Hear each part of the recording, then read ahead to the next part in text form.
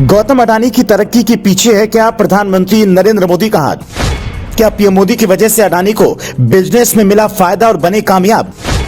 आलोचना करने वालों को बिजनेसमैन अडानी ने खुलकर दिया करारा जवाब। वैसे तो भारत में बहुत सारे उद्योगपति हैं, लेकिन उन सभी उद्योगपतियों में गौतम अडानी ने जो तरक्की की है उससे उन्होंने सबको पछाड़ दिया है। एक वक्त था जब भारत में अमीरी के मामले में मुकेश अंबानी का नाम आता था, लेकिन कोरोना काल से गौतम अडानी ने जो तरक्की करनी शुरू की उसमें दिन प्रतिदिन इजाफा ही हुआ। इतना कि गौतम अडानी दुनिया के दूसरे सबसे अमीर शख्स बन गए। हालांकि वो ज्यादा दिनों तक दूसरे पायदान पर नहीं रह सके, लेकिन अब वो दुनिया के तीसरे सबसे अमीर व्यक्ति बन गए हैं। गौतम अडानी की संपत्ति 100 अरब डॉलर है। बता दें कि अडानी ने इस साल जितना पैसा कमाया वो 85 छोटे देशों की 2021 की जीडीपी से भी ज्यादा है। देश के टॉप बिजनेसमैन गौतम अडानी अक्सर सुर्खियों में छाए रहते हैं। उद्योगपति गौतम अडानी सिर्फ अपनी नेटवर्थ या कह लीजिए कि निवेश की वजह से ही चर्चा में रहते हैं। प्रधानमंत्री नरेंद्र मोदी के साथ भी उनका नाम कई मौकों पर जोड़ा जाता है। खासकर जब से नरेंद्र मोदी प्रधानमंत्री की कुर्सी पर विराजमान हुए हैं, तब से विपक्षी पार्टियां गौतम अडानी का नाम उनके साथ जोड़ रही हैं। इतना ही नहीं, साल 2014 के बाद से तो विपक्ष के नेता केंद्र पर आरोप लगाते रहे हैं कि सरकार बिजनेसमैन अडानी को फायदा पहुंचा रही है और बड़े बड़े प्रोजेक्ट्स अडानी समूह को दे रही है। लेकिन क्या वाकई में गौतम अडानी को मोदी सरकार मुनाफा पहुंचा रही है? क्या बिजनेसमैन गौतम अडानी की कामयाबी के पीछे नरेंद्र मोदी का हाथ है? इन तमाम सवालों पर पहली बार खुद गौतम अडानी ने प्रतिक्रिया दी।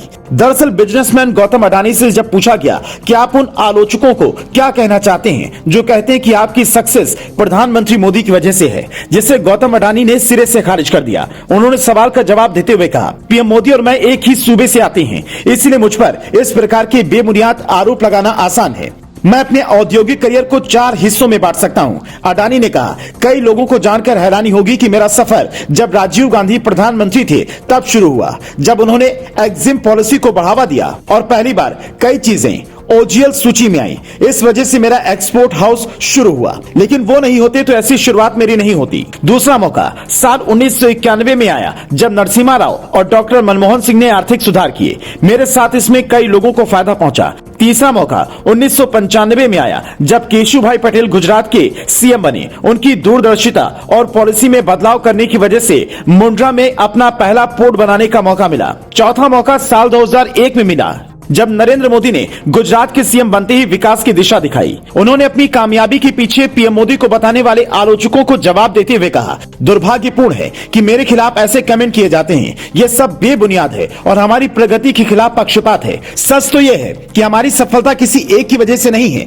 पर 3 दशकों में कई सरकारों की नीति बदलाव की वजह से है। इसके बाद जब अडानी से प्रधानमंत्री नरेंद्र मोदी के नेतृत्व को लेकर सवाल किया गया, तो गौतम अडानी ने पीएम मोदी की तारीफ करते हुए उनके कामों की सराहना की। उन्होंने कहा कि पीएम मोदी ने भारत को एक प्रगतिशील नेतृत्व दिया है। उनकी नीतियों ने हर भारतीय की जिंदगी में बदलाव किया। उनकी कोशिश से भारतीय अर्थव्यवस्था में सुधार के साथ सामाजिक विकास भी हुआ। उनकी नीतियों से देश में औद्योगिक और आर्थिक विकास हुआ।